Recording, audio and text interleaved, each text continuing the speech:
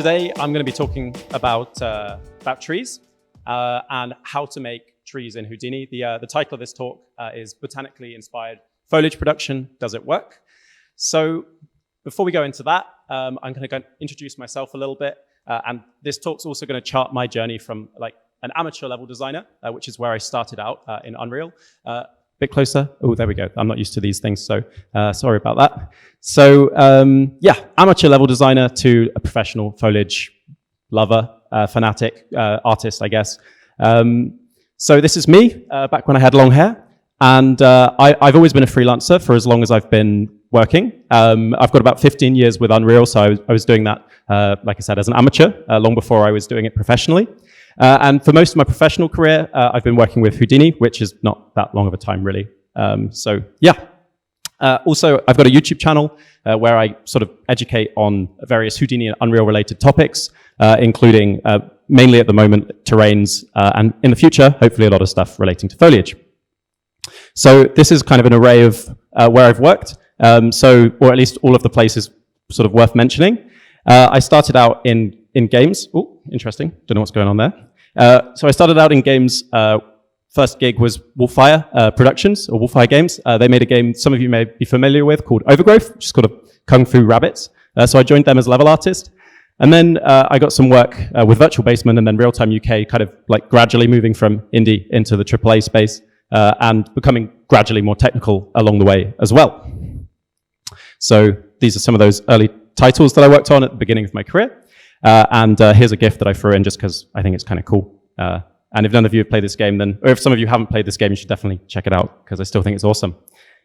So after working in games, I kind of gradually moved into sort of like the adjacent spheres to games. So using game technology, but building, I don't know, various other things.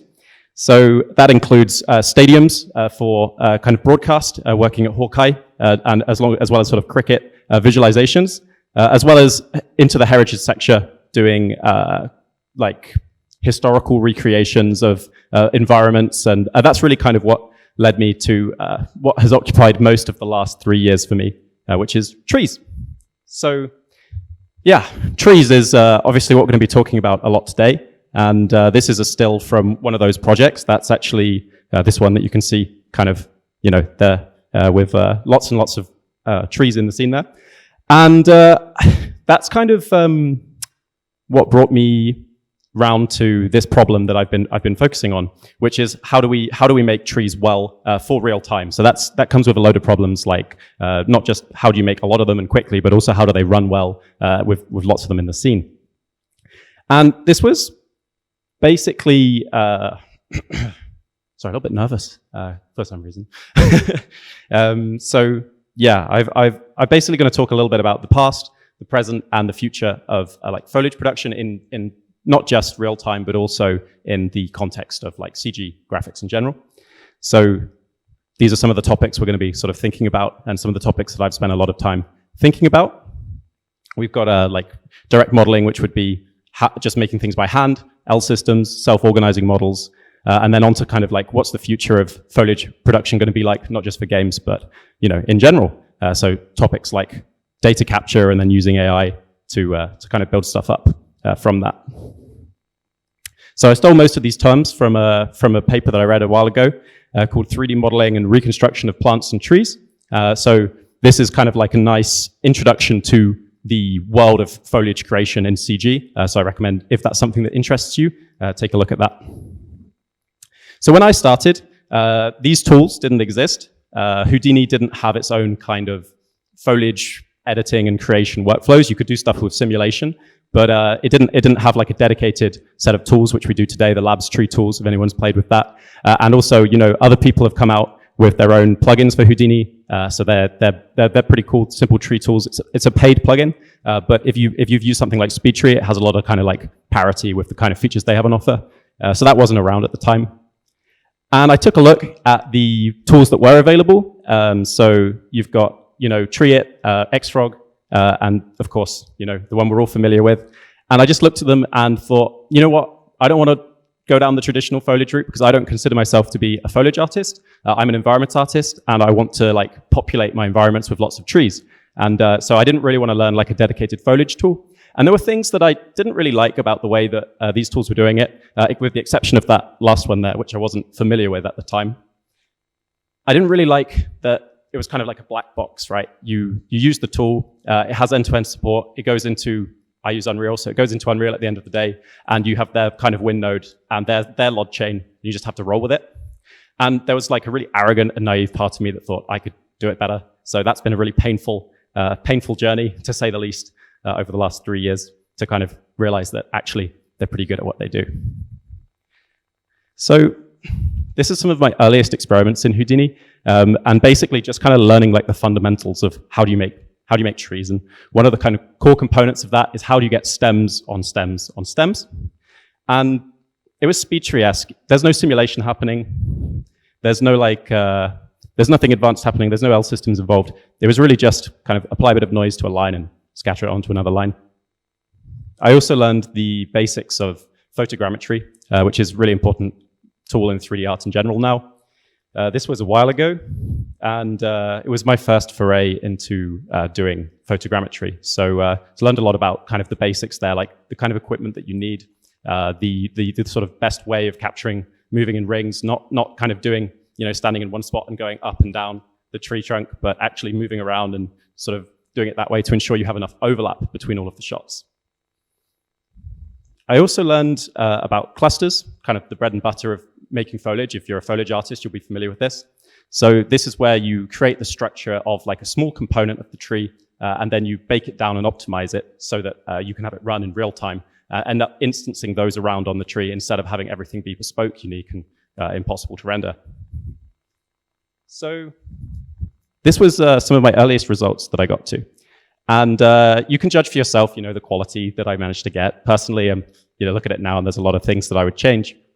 But this was actually only after a period of maybe a month or two coming at it completely naive. So I completely agree that with Houdini, it's best to just pick a really kind of focused area and dive in at the deep end, kind of not knowing what your own limits are. So yeah, quality-wise, probably could be improved, but some things that I kind of want to draw attention to are the fact that there's already a log chain set up there. Didn't take too long to do that. There's already wind animations, so this is running in Unreal. Admittedly, not the best wind animation, but it's moving. And if you look at the kind of far right example that is for you guys, you can see that there's a kind of scanned trunk fused in at the base there. So these are all things that are kind of like technical challenges, right? But what Houdini allows you to do in a way is kind of go out, solve those technical challenges early, and then you can spend all the rest of the time thinking about how do I actually make this look good. And I realized that one of the areas in which I needed to devote a lot of time to making it actually look good was how do we kind of arrange those stems on stems? This is kind of speed tree adjacent, a very direct, very, very traditional way, I would say. And I wanted to kind of go further than that, to try and get stuff that looked more botanically inspired or more botanically realistic. And I came across this book called The Digital Design of Nature. Has anyone read this book or seen of it? I would 100% checking it out if you're interested in plants. It gives you a very good broad overview of like the history of computer graphics related to foliage. So I read that, and it talks a little bit about space colonization algorithms, which is where you have like a growing shoot that's trying to fill some space and not hit itself. And it talks about direct modeling, and it talks about L systems. So I guess there's probably some people in here who've heard about L systems before. Can I have a show of hands for maybe kind of get a sense? Okay, so L systems are a kind of modeling paradigm or framework, which in essence allow you to describe kind of a lot of shapes, but they're especially good at describing branching structures and shapes like we see down at the bottom here. So they kind of naturally feed into making foliage really, really well. They were designed by a guy called Astrid Lindenmayer, and I think some other people who I'm doing a massive disservice to by forgetting their names. But it's essentially a scripting language, a very compact scripting language that allows you to describe the behavior of a kind of growing shoot of a plant. And it's very compact, like I said, very powerful in that you can basically describe any growing plant with it if you spend enough time figuring out all the rules that would describe that sort of reference you were trying to create. And we conceptualize L systems as this kind of turtle, weirdly enough. And that turtle is receiving a set of commands that you give it, or the computer gives it. So, for example, forward you might describe as being as sort of denoted by the letter F. Then you might have a plus sign for turn right and a minus sign for turn left. And you just kind of string all of these together, and you're able to describe a bunch of movement. But on the face of it, doesn't seem that powerful. And the reason for that is because it would just, there's no possibility for branching in that if it was just a linear string. And there's sort of like, it would take a really, really long time to write it all out for something as complex as the trees we're used to seeing outside. So there's this additional concept within L systems called edge rewriting. And what this allows you to do is within one string, call another string. So it's kind of like, once you reach this point, I want to do this other thing instead. And this is where it becomes really powerful, because you might have the main stem growing up, and set intervals, it's going to spawn off a branch, and then that branch is its own rule that can then call other rules. So you can kind of create this modular hierarchical way of defining what a tree is. And it's really, really good. And so you see the rule and the axiom up at the top there. You just have your axiom, which is A. So it calls rule A, then AB. And you go down, and after a set number of iterations, you'll end up with this whole branching structure. And within Houdini, this is built directly in. There's already a node that has that functionality there for you. Allows you to input your strings and to create a lot of trees with it. So you can go and mess around with this today. And it's really cool, really powerful, and definitely, again, recommended if you want to learn about trees and plants and how to make your own kind of modeling systems. So I kind of discovered L systems. Then I found that there was, of course, already Houdini artists using this powerful tool to do their own foliage. A guy called Tyler Bay, who, if you haven't heard of before, has this really great series on CG Forge. He's got a load of series on there, so I recommend checking him out. And he actually went into how do you not just make trees with L systems, how do you actually make them look good? So that's pretty formative, I would say. And I took this idea after learning quite a lot about, spending a lot of time writing L systems, going, wow, this is really hard to actually, write L systems. You have to understand the tree pretty well. And I thought, okay, maybe there's a better way of constructing these L systems. So what I refer to now as L system power armor was essentially a way of creating a parameterized user interface around the L systems. So this isn't like an idea that's unique to me, although probably at the time I thought it was. However, it did make creating these tree structures a lot more intuitive and easy.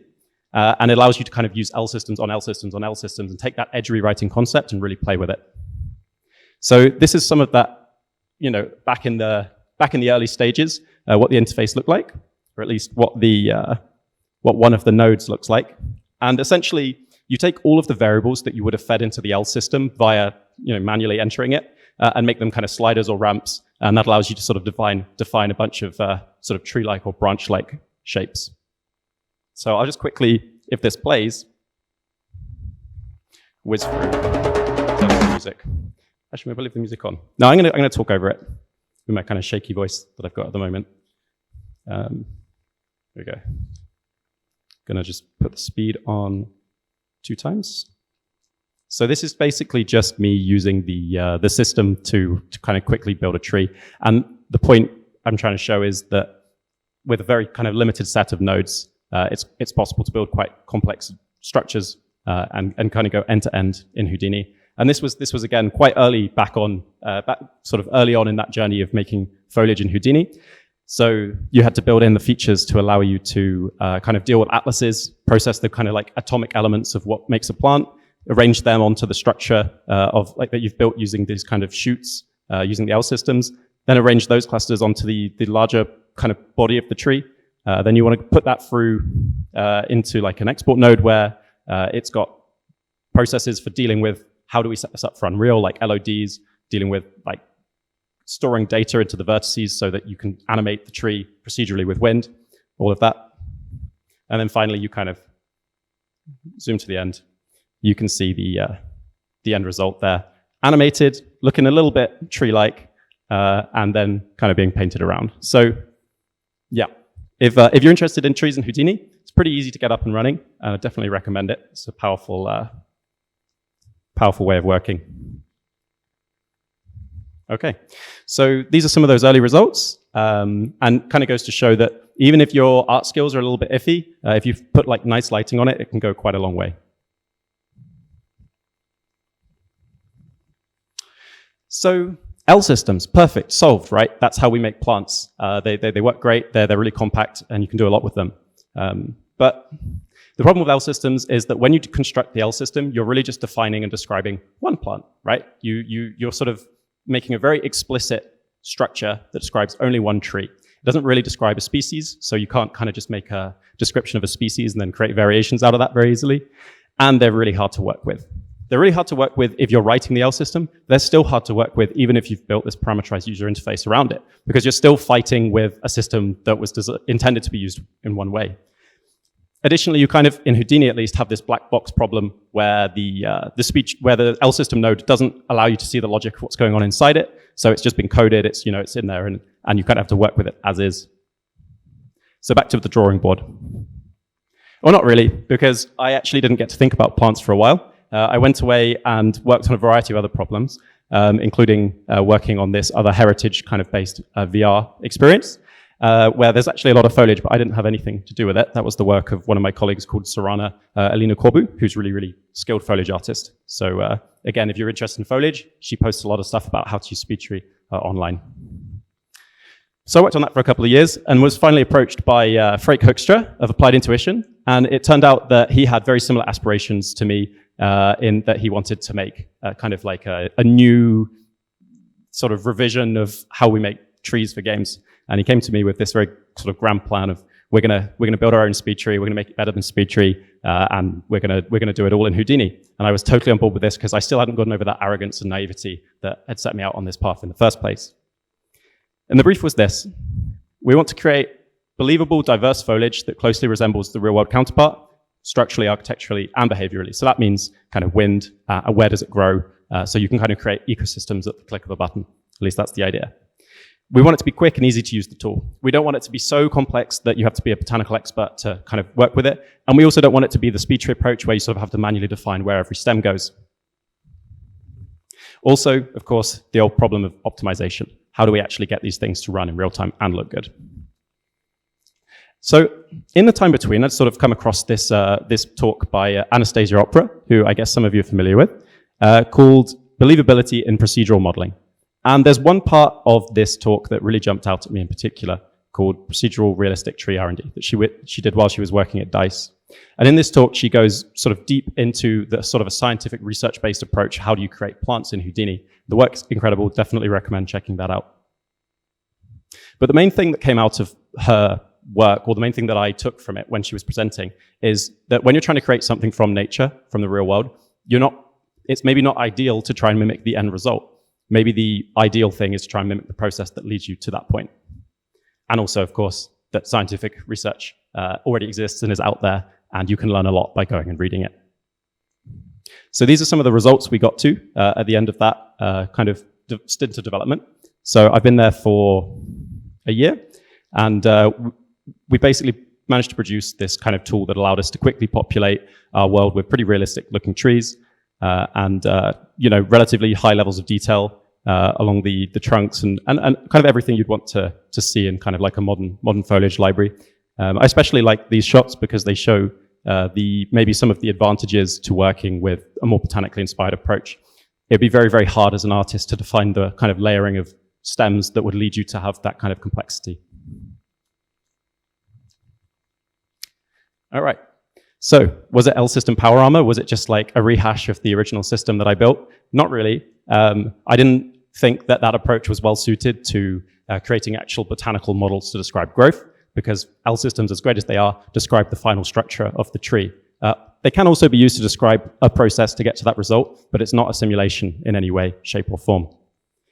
So research had kind of informed me back in the day. These are some of the classics that I've already mentioned. But what is the current state of foliage research?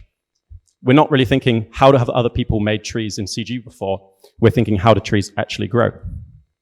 So I was given a remit to go away and do quite a lot of research at the start of the project. This is some of it. And these are kind of the highlights, I guess. So posture control in land plants, learning about how trees grow in space, learning about how wind and gravity and all of these things shape the kind of the need of the bud and the shoot and all of that.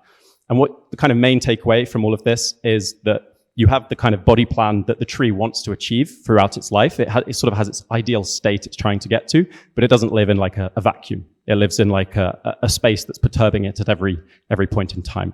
So, we're used to using noise as 3D artists or 2D artists to achieve certain goals. And I suppose my takeaway from this was that noise is kind of a shorthand way of describing actual, not chaos, but layers of structure that we just don't see. So that was that kind of informed my approach quite a lot. And I also learned something else, which is that there's an unsung hero in the world of foliage research, or at least maybe he's not unsung in the world of botany, but at least in the world of 3D graphics he is. And that's this guy called Bruno Mullier, who had his name on about 3/4 of all the papers released in the last 10 years. So my question is, why don't we talk about Bruno? Okay, I kind of already went through like a little bit of what I learned from this, but I especially like the image on the far left, where you can see that all of those trees that are in there, including the one that's been pulled out of the image, they all have very similar structures. They're recognizably of the same species. So there should be one description that allows you to create all of those. But even though they're recognizably of the same species, none of them have anything resembling the same shape. And there's that one that's standing out way taller than all of the others, covering them in shade, which has probably stunted their growth. So that's interesting. I'm going to make a special mention as well of this paper, which maybe some of you are familiar with, called Synthetic Silviculture. So this one is completely different. It's not thinking about plants in terms of botanical growth. It's thinking about them in terms of modules being arranged on top of each other in a way that's very similar to L systems. And it's very interesting, and I'm going to leave that there because I'll be coming back to that a little bit later. These are some of the terms relating to plant growth that I've pulled from that research. And this is a site that I've built that has kind of collected all of that into one place. So you can go and find all of the papers, all of the research, and a lot of the stuff that I took from it, and it's all publicly available if that's interesting to you. As well as thinking about how do we actually kind of create the structures of the trees that we want to create, it's important to consider like what is the state of the art when it comes to like producing foliage for real time. And I don't think there's any better example of that right now than the Quixel trees. So we did a tear down of these assets, trying to figure out all of their secrets, and kind of pulled out a few things that were interesting. One thing that was interesting was how they handled the branch to trunk transitions. One way in which people do this is they'll use two sets of UVs and they'll blend between the sort of like tiling in one axis and the tiling in the other axis. They decided we're not going to do that. So instead they just create a little sock mesh. The sock mesh has some translucency. It's actually using a translucent shader. And then it uses that to blend. So there's no UV trickery. And the benefit of this is at a certain distance, you can just hide that sock mesh and you don't pay the cost of it anymore. And it looks perfectly seamless. They also have these kinds of decorations or decals, which they throw onto the tree in kind of realistic looking places to add that detail that sort of really brings it to life, I guess. And one thing to note is that a lot of the Quixel trees look like they use photo scans on the actual tree model, like when you see it in the world. The truth is they don't. They use patches of scans and they arrange them all procedurally. So that was a really, really interesting thing to find. Another thing that we kind of learned at this point was how they construct the clusters. So they want to have trees that run, you know, from cinematic quality that you can use in films all the way up to like having millions of them running on a mobile experience. So they have a very specific way of building clusters. They start from the atomic elements, and I'm nicking a term from a friend of mine called Tilman Milch, who's an amazing foliage artist. He describes the kind of like basic building blocks of trees as atomic parts, and those are these leaves. You assemble the leaves into small clusters, you arrange those into big clusters, and at every stage there's a baking step. And what that ends up producing is a single atlas, which has all of those elements that describe the tree at every distance. And here's a really great illustration that I did a while ago to kind of show that, hopefully a little bit more clearly with like a garishly bright blue color. So tree modeling is kind of broken into two steps. At least that's how I was thinking about it. You have the user-guided, very manual process of dealing with scans and creating those resources, the paint palette. And then you have the kind of, at least we set out to create, a mostly automated process of assembling complete trees from that data. So we laid out a bunch of nodes that would describe the system that we were using in Houdini. So this is some of them. I'm not going to go through them all now. And this is those kinds of arranged into like a mock-up of what it was going to be. You have clusters. You have a kind of like way of dealing with clusters and bringing in those atlases and creating usable modules from them. You have those details, those decorative details that we saw the Quixel trees using to create that kind of illusion that it's a fully scanned tree. And then you have kind of the core of the system, the kind of beating heart, which is the shoot system node itself. So the initial design was that this shoot system would be kind of a modular way of describing different parts of the tree. So according to certain conditions, much like with L systems, you would sort of model what the bud wanted to do, and then when certain conditions were met, it would switch to a different sort of bud-based growing behavior. So at every point, this system is a simulation, and it's kind of looking at it from the point of view of what's the bud trying to do, and how is the environment perturbing that. So we have the shoot system node and the growth field node. The node that describes what the tree wants to do, and the node that's fighting it every step of the way. So early on, it was important to kind of prove that this system, this idea was going to work at least as well as our systems. So we did some quick tests, and these were sort of some like prototypes that show the sort of expressive capabilities of the tool. This was even before the growth kind of perturbations were introduced. So structurally, we were creating trees of very varying shapes, and we thought this has legs, we can maybe run with this. And this is what a kind of traditional kind of like node graph would look like in that system. You have the, very similar to the speed tree paradigm, you have the base, the branches, and the twigs. So we're still thinking in a very kind of levels-based way at this point, which kind of permeates a lot of like how we think about making trees. It's like you have the branches on branches on branches. Then we started thinking, okay, let's figure out how we can build this system to perturb the growth of the tree. And we figured out VDBs were really good for this. So every step of the way, you generate a VDB field, and you calculate directions from branches to the others to kind of distance fields. You also calculate, is a branch in shade? It's very cheap to work with VDBs. It's a very optimized way of storing and computing lots of data at once. And then the branches themselves, the growing shoots, kind of read from that data and use that to inform where they should grow.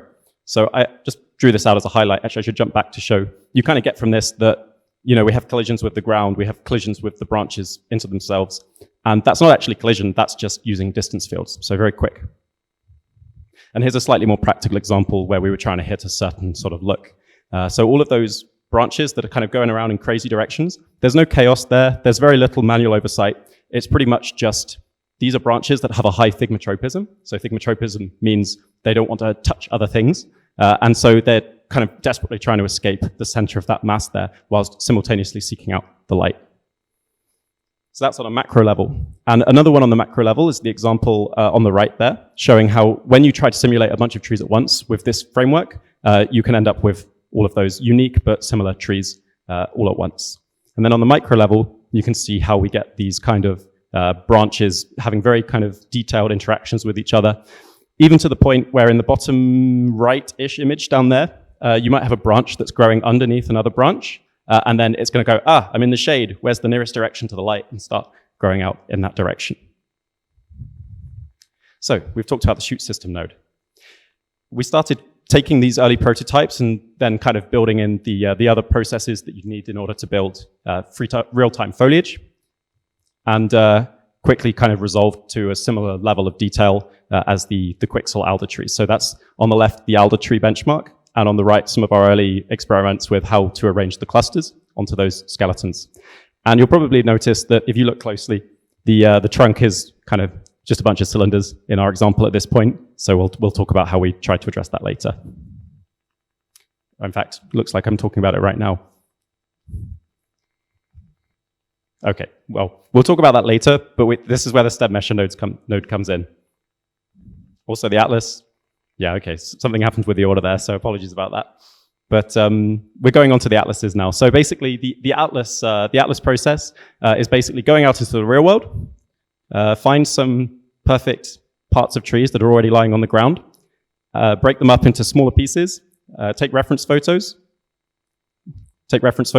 up looking at the canopy from underneath the sort of with the light behind them, and also the light reflecting off the surface, and then rip them up, put them into a light tent with some kind of, with a color chart, go through and delight that in, I use Sampler. So Lightroom, Photoshop, and Sampler is a sort of like multi-tool kind of approach. And then in Sampler, kind of do that final work to generate the other maps from it. So we wanted this again to be quick. We didn't necessarily want to get the most scientifically accurate, perfect results. So we didn't do the kind of multi-angle capture thing here. We just literally tried to artistically get it to look right.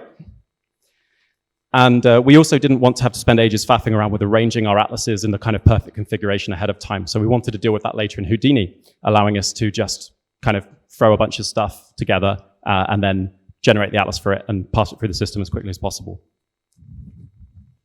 Once we get that data into Houdini, we have kind of a process for grouping, so selecting parts of the atlas and then labeling it, setting the pivots quickly, and then we bake a kind of intermediate atlas that ensures that you can always bound every part of the atlas by a rectangle, so you don't get sort of weird parts of leaves on other parts of leaves, on like other pieces of geometry. And we also have straightening, so when you bring in like a stem piece, it will straighten that out and kind of tidy that up for you. And also, I'll throw in here, if anyone would like more detail about how we did any of these things, please feel free to ask questions at the end or to approach me some point today. Trying to get through quite a lot, so I didn't feel I had the time to kind of go into how we did everything in a lot of detail. And a lot of these processes, actually, if I jump back a second to here, basically they're just using nodes that already exist in Houdini with a bit of a framework around them. So the trace node in Houdini pretty much allows you to input an opacity map, and it will turn it into like geometry with clean edges. And then you have the maps baker node, which allows you to bake from high poly to low poly geometry, or bake from anything to anything, really. So this is the result of the cluster workflow. You can see that we have this kind of skeleton down at the bottom left, going all the way up through the varying levels of kind of detail for the clusters to the final one, which is just a very, very simple baked plane. So 57,000 verts down to 4. So every level of detail is covered using this approach. Once you've got these clusters, you need to arrange them onto the tree structure some way. And we use this kind of foliage assembler node to do that. Basically, it's just compositing some elements onto some other elements, which, again, a lot of my time on this project was kind of spent building systems, which you then discover there's actually a Houdini node that already does it all for you. So in this case, path to form is really powerful there. Very, very useful for kind of arranging geometry onto other geometry. I'm really struggling to like hold this at the right distance from my mouth. Sorry about that. And here we have some of the kind of early prototypes of those tree log chains, ranging from 3,000 up to, what is that? I think that's 580,000. So probably a bit more than we would really want to put in the game.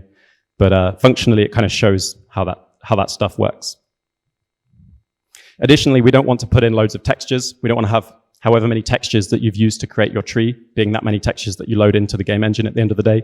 So we had a kind of texture compositing step that we built as well. So you can see there's like, 15 odd textures. They get UV laid out onto one rectangle and then baked to the final texture that you take into the game engine. Okay, so we've talked about atlases. We've talked a little bit about the kind of shoot simulation and growth. We've talked about arranging it onto the trees. And I mentioned earlier that the trunks were just cylinders. So how do we get away from just having cylinders to represent the trunks? First of all, we try to avoid using too much noise because, as I kind of said earlier, we wanted to, as a general philosophy, try and figure out the phenomena that caused those perturbations to happen. So we applied that as well to our trunk meshing stage. And we realized that every plant has a spiral. Whether you can see that on the outside that's not necessarily, it's not necessarily true that you always see it revealing itself in like the twisting of the bark, but still internally they're spinning, and that's what determines the arrangement. So here you can see that in this example, we do see that twisting. You can see the twisting at sort of varying degrees of frequency, but then we kind of abuse the internal spiraling of the plant to figure out where branches could have been and where they might have fallen off, and whether that's a good spot or not to actually spawn a decal for like a broken stump or a broken branch or anything that you might want to use to decorate the surface, and try to achieve that quixel outer level of kind of quality where it's not an actual pure photo scan, but it's using all those photo scan parts in a semi-realistic way. Okay, so we've talked a lot about how to make kind of one tree. So let's talk a little bit about how do you then take that process and generate whole libraries of trees with it. We introduced this versions node, which is essentially just wedging the system, but we didn't want our artists to have to use tops. So if anyone here has used tops, tops is like a great system that allows you to do wedging, which means you can set in varying parameters and get a bunch of varying results. So you can kind of set it to run like in batch mode. But we didn't want the artist to actually have to input any different parameters for all of the different trees. We wanted that to be a product of them kind of being simulated in different environment. So we kind of built our own sort of ish wedging approach that would allow us to do that. So you can see from one kind of one description using these parameters, which we tried to make as botanically accurate as possible, you end up with a whole load of different trees that are similar but different. The same can be said of the kind of cluster level, which uses the same exact workflow, and then these skeletons, which might be a little bit hard to see, are just those clusters but without leaves on them. The tools also take in kind of like instructions from the user about what to do at each LOD level. So it's not just like generating the versions which look different, but also kind of simultaneously allows you to describe what you want to do for each of those varying LOD levels. So we're nearly at the end now. Thanks for sticking with me in my slightly shaky voice during this presentation. So does it work, botanically inspired foliage production? Well, we made the system. You can see these are most of the nodes that we put into that that allow you to kind of describe a tree or a species. So this network would allow you to describe a whole species. And I'll just pause a sec because I can see someone taking a photo. And then we also managed to go through that process of kind of trying to match the Quixel trees and generating a load of versions really quickly. So that's kind of the whole process from start to end there. You define the kind of shape of the tree you're trying to create. You generate a load of varieties of that. You go through the sort of more manual process of creating your clusters. You introduce some variation to each of those, and then you assemble them into the final trees, which I already showed you earlier. So kind of prove it, works. This is some of the trees that we've already produced using the system. There's hundreds of trees, and that number's still growing. So it sort of works. Now, this is where I have to kind of be very honest in a way. I did run this by my manager before doing this presentation, so I can lay the facts bare. It works, but only when I'm using it to a large extent, because I understand how the system works, and it's very, very complex, I have to admit. So the modular structure failed. It was originally intended that you would describe parts of plants with a bunch of these shoot system nodes. The problem was, when you're doing it botanically and you move away from the levels-based approach, it becomes very hard to hold in your head the structure of the plant. So you end up having lots of parameters to try and combat that. And when you've got a lot of parameters, having more nodes just multiplies the number of parameters, and you end up getting confused about where which thing affects what. So you can make it work, it's just not fun. There were also complexities introduced by the fact that we were using Python a lot to kind of communicate between these different nodes in the tree, and that introduced some problems to do with cooking, which I've had explained to me by Paul Ambrosius, who's a very technical Houdini user, which I have now forgotten. I already mentioned that the UI was a bit complex. So this is part of the UI for a single shoot system, and you can see there's a lot of drop downs there. Each of those kind of is a bunch of ramps, which allows you to control botanically based parameters that describe what shape the tree should want to take at any given point. And you're thinking in terms of what's the bud wanting to do at every given point. You're not thinking, how do I arrange stems on stems? So yeah, a bit unfriendly. And that just exacerbated the kind of failure of the modular approach a little bit. And I guess the reason for that is because the reason for all these parameters is because you want to, on one hand, have a botanical simulation that kind of runs wild and does its own thing. But then at the same time, you're trying to resolve to a specific outcome. So you're trying to basically control this beast, which anyone who works with simulation is likely to understand. So instead of having this kind of like levels-based structure, we introduced a multi-palm, which allowed you to override any behavior by any attribute at any point. It's really cool. It worked quite well because it really did allow you to kind of create a customized solution for every individual tree, but again, just exacerbated the problem of having too many parameters and having too much control, or too many parameters and not enough modularity. There's a bunch of other learnings here. I'm not sure how I'm doing for time, so maybe I could 3 more minutes. Okay, great. So we're right at the end. So yeah, I'll try and whiz through these.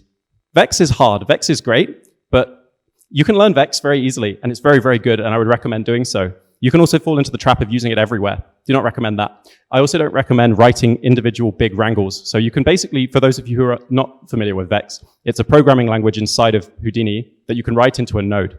And it can be very, very tempting, especially when you're trying to do custom simulations, or anything custom really, to just build a big block of code. And this becomes very, very hard to go in and debug relative to if you'd broken it up into a lot of different nodes. It also makes it hard to tell where the performance is going wrong.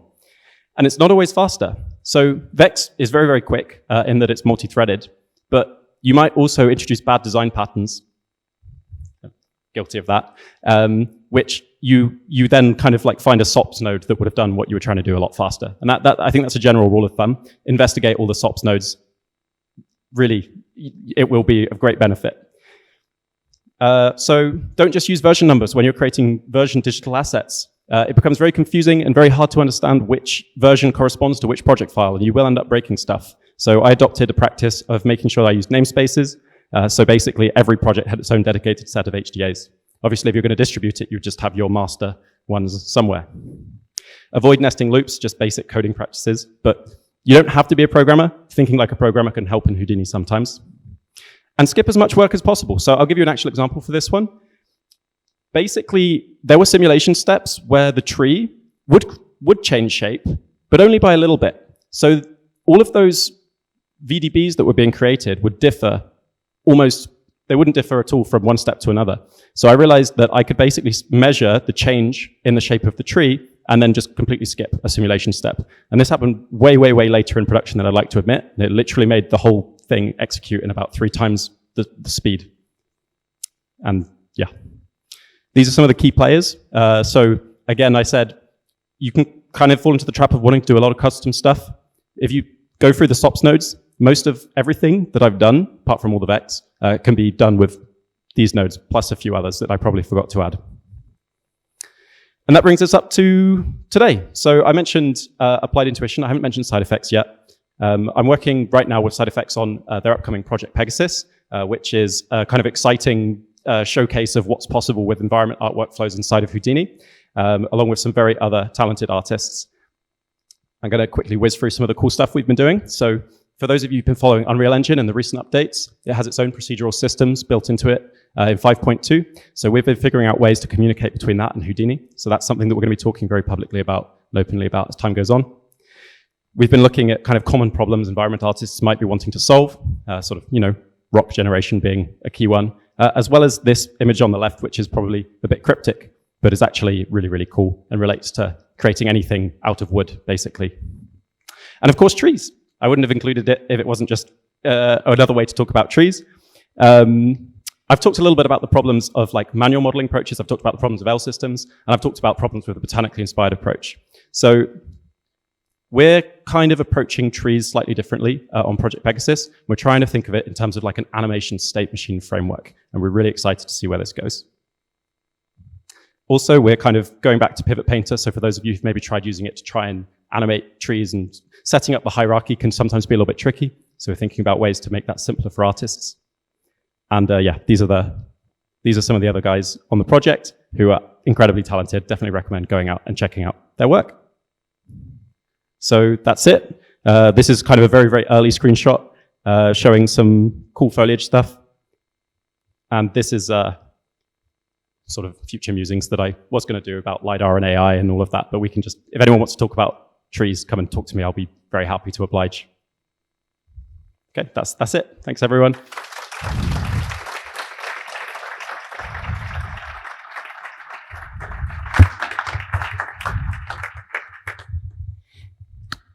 Awesome presentation. Love it. Love it. Thank you.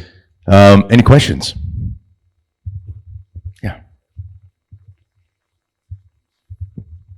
Thanks. Well done. Can you make another type of foliage with our tool, or do you plan to expand it in the future for that? Like bush, seagrass, I don't know. The very last tool that I mentioned at the end, or the tool built for applied? Okay, sorry. Oh, no. My question was, which tool are you asking about? The one I spent most of the workshop referring to? This one, yeah. Yeah, so that tool built for applied intuition can simulate basically anything from grass up to a tree. Yeah. Although you wouldn't need to simulate grass. You could if you wanted to. Okay. Thanks. Thank you very much for your speech. That's really interesting to hear and inspiring. I have a follow-up question actually right before. So you can create different nature growing things with your setup, right? Have you considered, or have you already created some alien looking interesting trees or plants or anything? That's what is your interest in the future design wise? Okay, so at Applied Intuition, we're creating synthetic data sets for training autonomous vehicles. So we're not yet training them to navigate on alien planets.